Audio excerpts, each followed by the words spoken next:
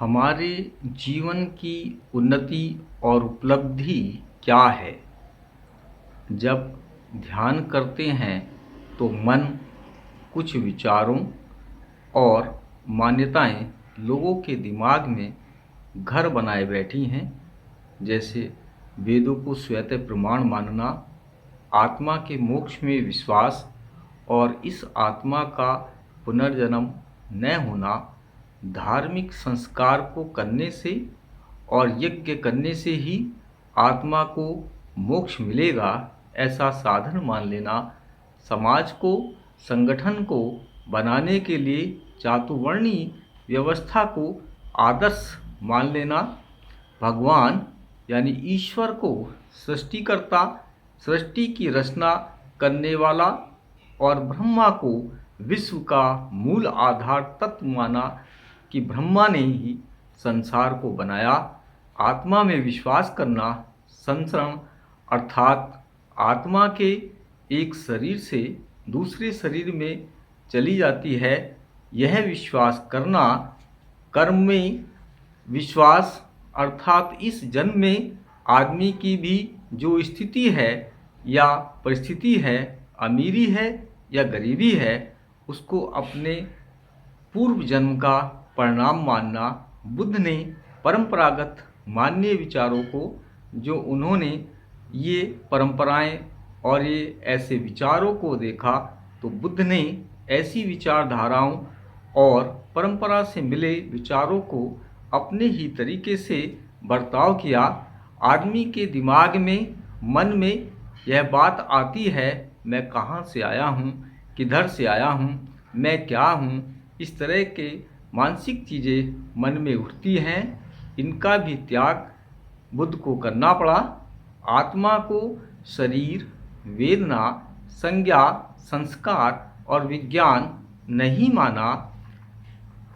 कुछ धर्म के उपदेशक द्वारा बताए गए उच्छेदवादी मतों को भी नहीं माना। बुद्ध ने नास्तिक लोगों के मत का त्याग किया, इस बात को भी उचित यानी ठीक नहीं माना। संसार का आरंभ यानी शुरुआत किसी के ज्ञान से बंधा हुआ है। बुद्ध ने इस बात को भी छोड़ दिया कि किसी ईश्वर या भगवान ने आदमी को बनाया है या वह किसी ब्रह्मा के शरीर का अंश है।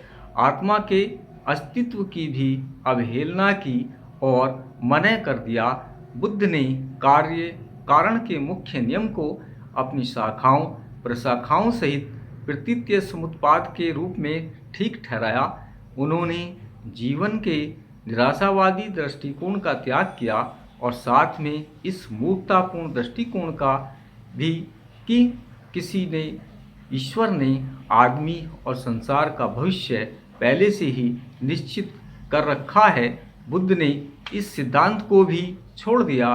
किसी पूर्व जन्म में किए गए किन्हीं कार्यों में कुछ ऐसी सामर्थ्य है या शक्ति है कि वे दुख और कष्ट का कारण होते हैं और उन सब के होते हुए इस जन्म के कर्म कुछ कर नहीं सकते, वे सब बेकार हैं। उन्होंने ऐसे निराशावादी दृष्टिकोण का त्याग कर दिया। बुद्ध ने पुराने कर्मवाद के स्थान पर एक बहुत बड़ी अच्छी वैज्ञानिक कर्मवाद की स्थापना की। उदाहरण के लिए कि बोतल तो पुरानी थी किंतु अंदर सुरा नई थी।